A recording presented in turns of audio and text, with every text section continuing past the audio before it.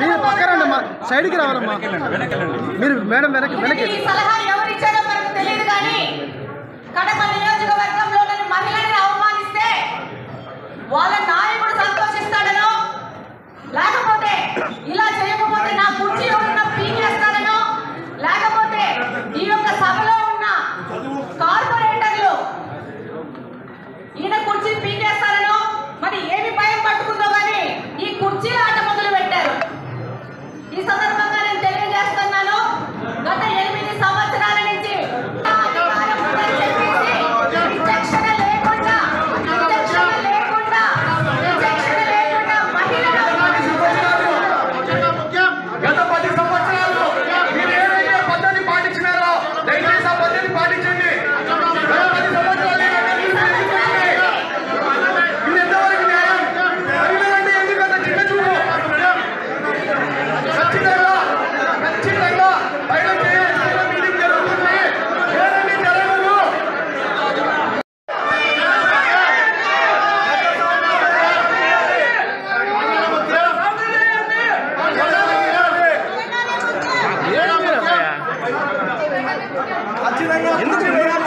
నువ్వు కొత్తగా కొట్టినట్టే ఎందుకు